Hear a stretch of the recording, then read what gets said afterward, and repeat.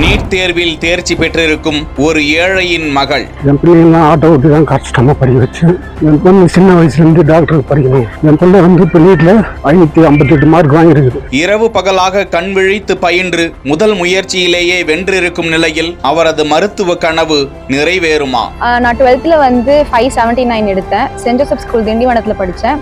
அப்போ NEET 1 year break எடுத்து பண்ணேன். அதில் 558 வந்துச்சு 720க்கு. எனக்கு டாக்டர் ஆகணுன்றது தான் ட்ரீமு. ஏன்னா மற்றவங்களுக்கு சர்வீஸ் பண்ணுன்றது எனக்கு ட்ரீமு. அது பண்ணுன்றதுக்காகவும் நான் இது சூஸ் பண்ணேன்.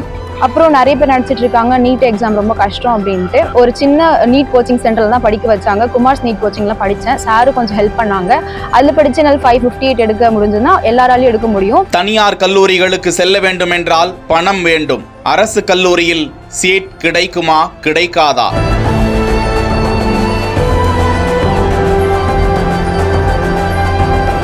கண்ணீருடன் காத்து கொண்டிருக்கும் அந்த ஆட்டோ ஓட்டுநரின் குடும்பம் குறித்து ஒரு சிறிய பார்வை.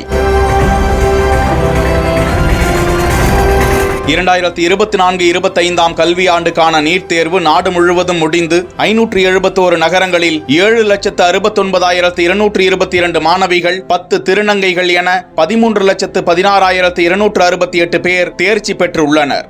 அதில் ஒரு மாணவிதான் மம்தா. விழுப்புரம் மாவட்டம் மானூர் அடுத்த நல்லாவூர் கிராமத்தை சேர்ந்தவர் ஆட்டோ ஓட்டுநரான செல்வகுமார். இவருக்கு திருமணமாகி 3 பெண் குழந்தைகள், ஒரு ஆண் குழந்தை. திண்டிவனத்தில் உள்ள அரசு நிதி உதவி பெறும் தனியார் பள்ளியில் 12ஆம் வகுப்பு படித்து 579 மதிப்பெண்கள் பெற்று தேர்ச்சி அடைந்த அவர் மம்தாவிற்கு சிறு வயது முதலே மருத்துவராக வேண்டும் என்ற கனவு.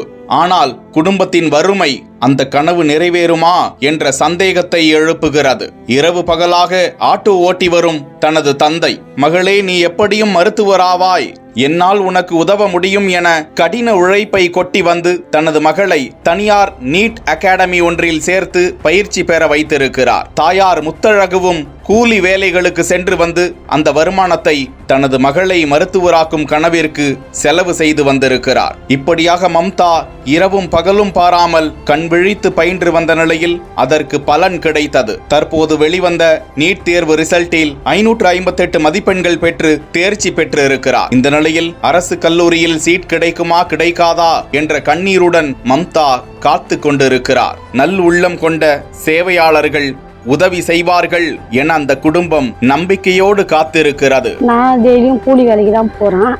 அவங்களுக்கு சின்ன வயசுலேருந்தே டாக்டர் ஆகணும் ஆசை.